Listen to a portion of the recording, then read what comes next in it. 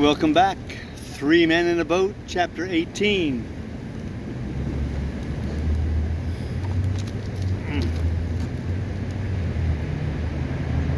Locks.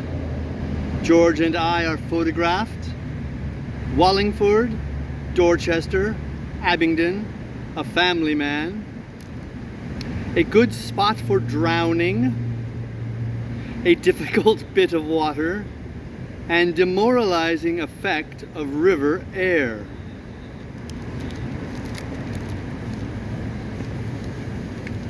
We left Streatley early the next morning and pulled up at Colham and slept under the canvas in the backwater there.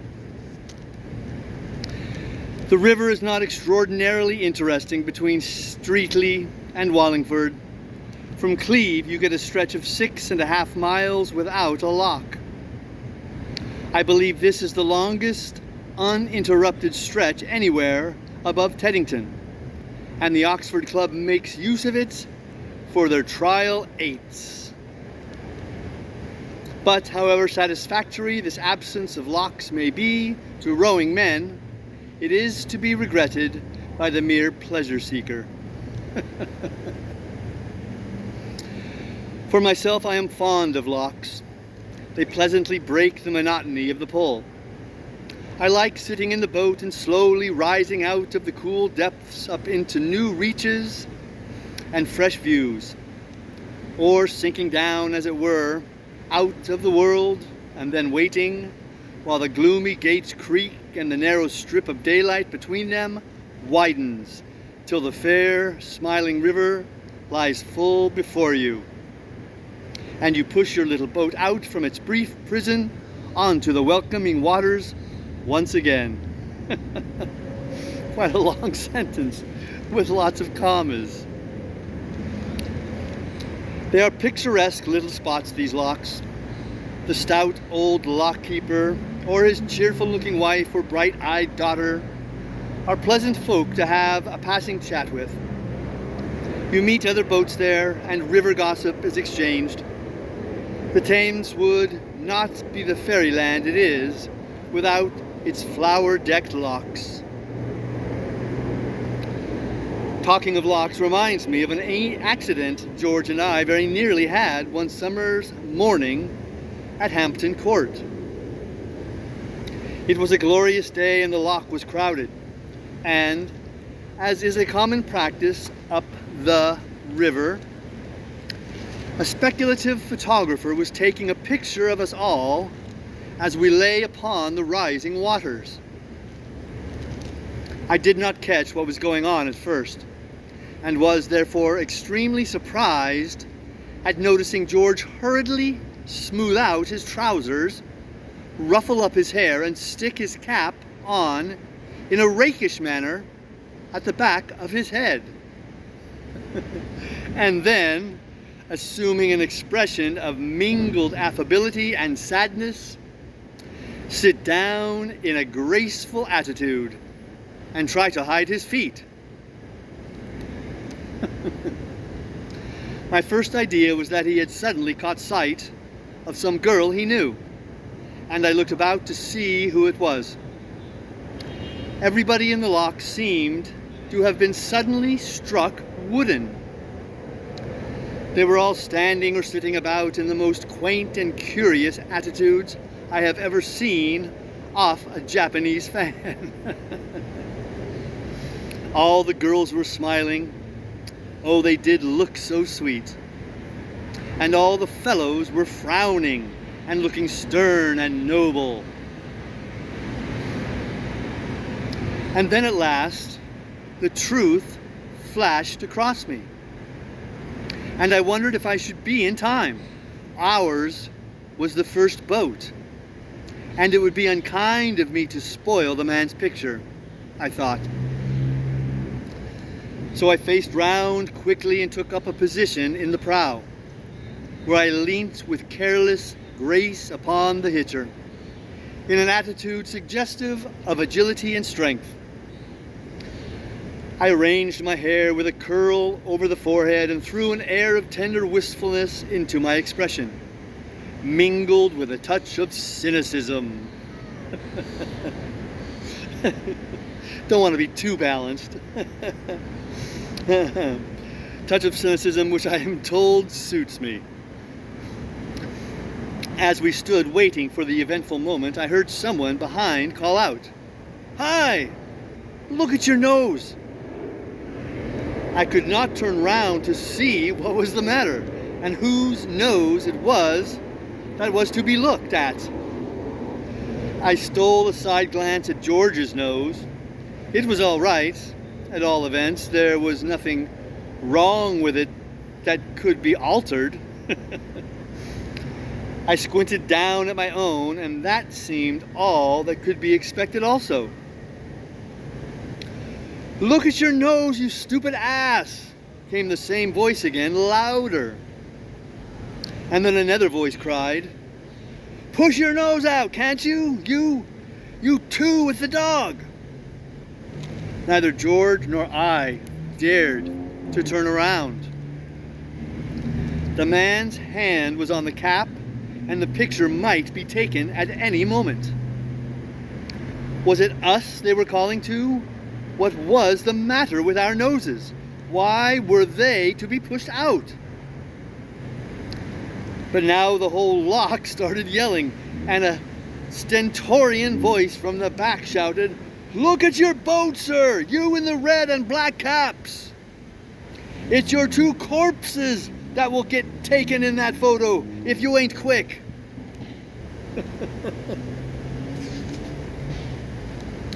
We looked then and saw that the nose of our boat had got fixed under the woodwork of the lock, while the incoming water was rising all around it and tilting it up. In another moment we should be over. Quick as thought, we each seized an oar, and a vigorous blow against the side of the lock with the butt ends released the boat and sent us sprawling on our backs. We did not come out well in that photograph. George and I. Of course, as was to be expected, our luck ordained it that the man should set his wretched machine in motion at the precise moment that we were both lying on our backs with a wild expression of, "Where am I? And what is it?" on our faces, and our 4 feet waving madly in the air. Our feet were undoubtedly the leading article in that photo, in that photograph. Indeed, very little else was to be seen. They filled up the foreground entirely. Behind them you caught glimpses of the other boats and bits of the surrounding scenery, but everything and everybody else in the lock looked so utterly insignificant and paltry compared with our feet that all the other people felt quite ashamed of themselves and refused to subscribe to the picture. The owner of one steam launch, who had bespoke 6 copies, rescinded the order on seeing the negative. He said he would take them if anybody could show him his launch, but nobody could. It was somewhere behind George's right foot. There was a good deal of unpleasantness over the business. The photographer thought we ought to take a dozen copies each, seeing that the photo was about 9/10 of us. But we declined. We said we had no objection to being photoed full length, but we preferred being taken the right way up. Wallingford, 6 miles above Streatley, is a very ancient town and has been an active center for the making of English history. It was a rude, mud-built town in the time of the Britons, who squatted there until the Roman legions evicted them and replaced their clay-baked walls with mighty fortifications, the trace of which time has not yet succeeded in sweeping away. So well those old world masons knew how to build. But time, though he halted at Roman walls, soon crumbled Romans to dust. And on the ground in later years fought savage Saxons and huge Danes until the Normans came. It was a walled and fortified town up to the time of the Parliamentary War, when it suffered a long and bitter siege from Fairfax. It fell at last, and then the walls were razed. From Wallingford up to Dorchester, the neighborhood of the river grows more hilly, varied, and picturesque.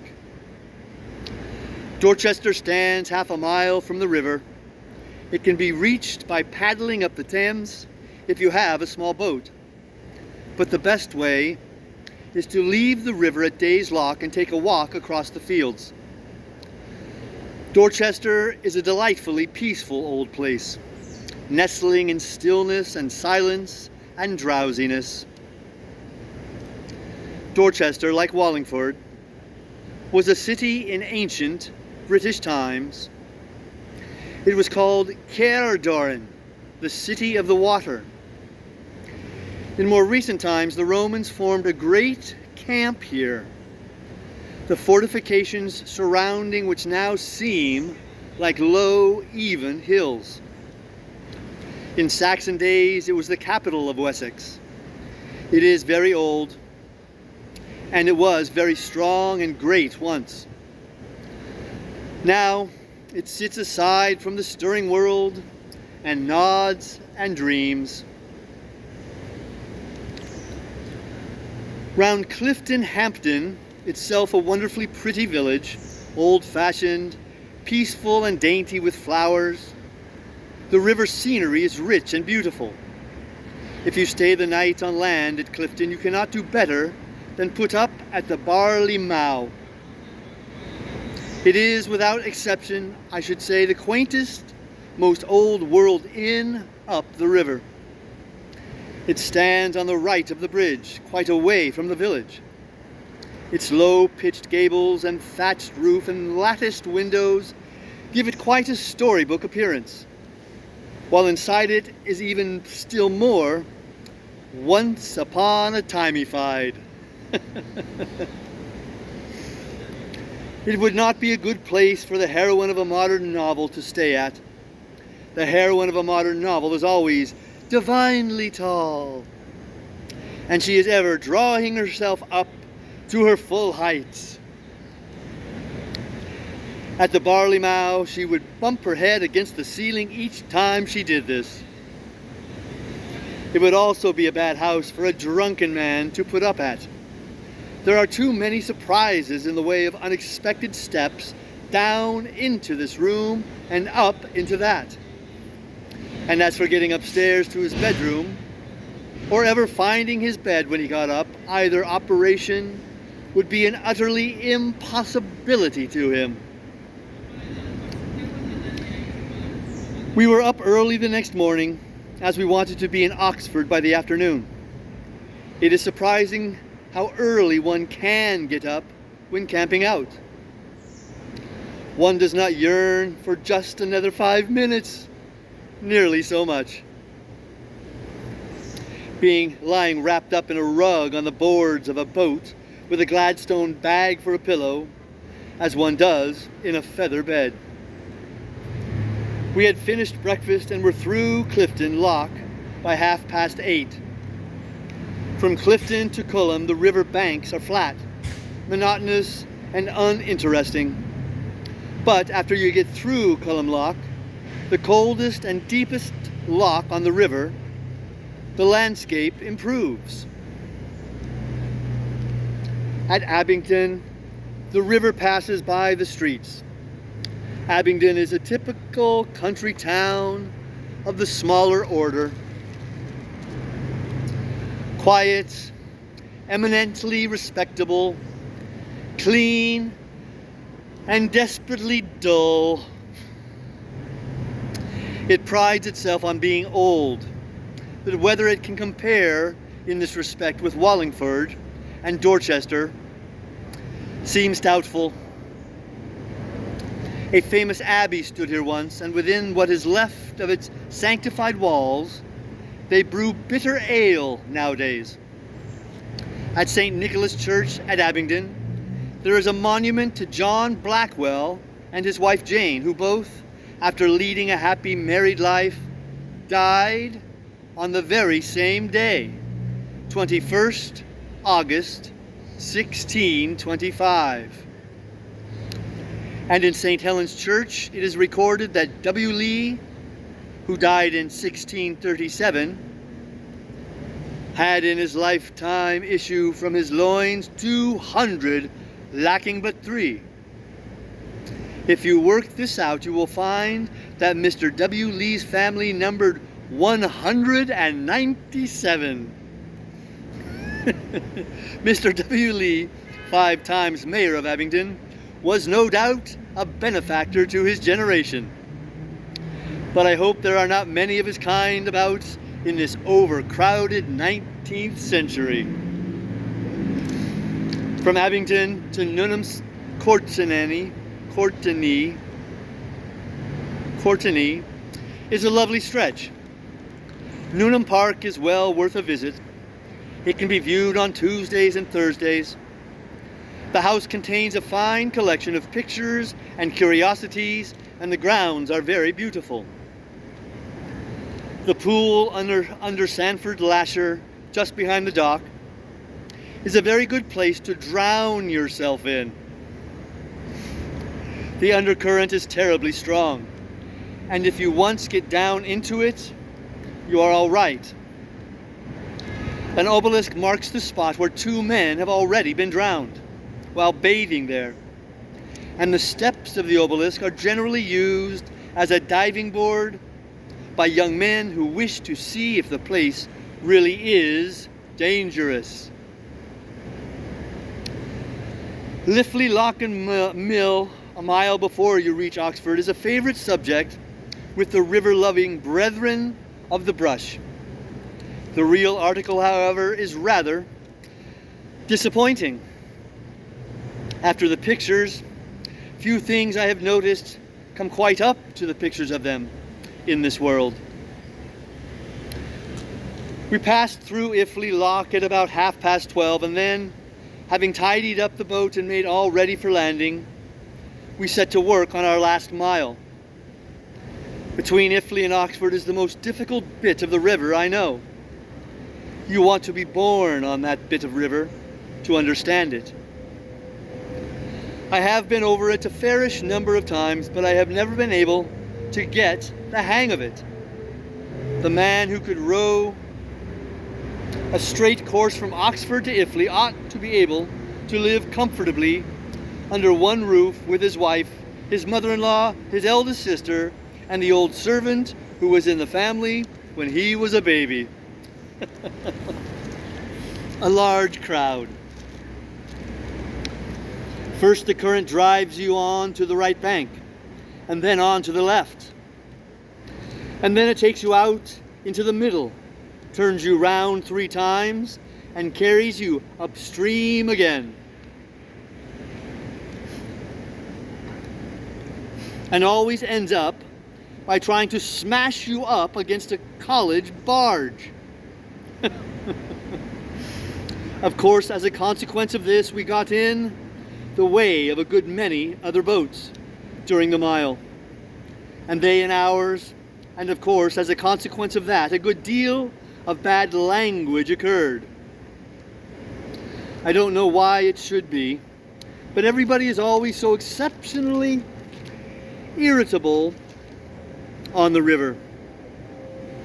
Little mishaps that you would hardly notice on dry land drive you nearly frantic with rage when they occur on the water.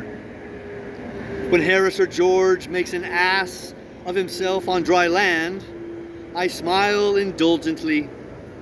When they behave in a chuckle-headed way on the river, I use the most blood-curdling language on them. When another boat gets in my way, I feel I want to take an oar and kill all the people in it.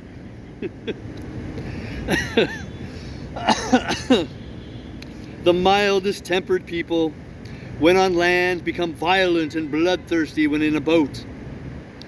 I did a little boating once with a young lady. She was naturally of the sweetest and gentlest disposition imaginable.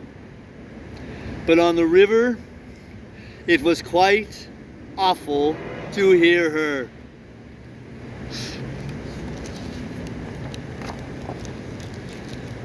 "Oh, drat the man," she would exclaim when some unfortunate sculler would get in her way. "Why don't he look where he's going?" And, "Oh, bother the silly old thing," she would say indignantly when the sail would not go up properly. And she would catch hold of it and shake it quite brutally. Yet, as I have said, when on shore, she was kind-hearted and amiable enough.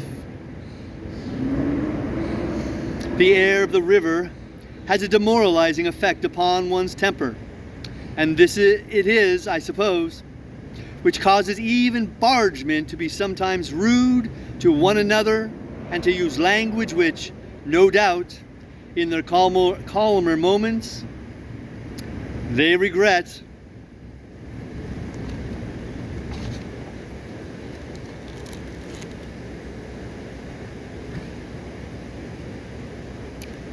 That was chapter 18, 19 next. Bye.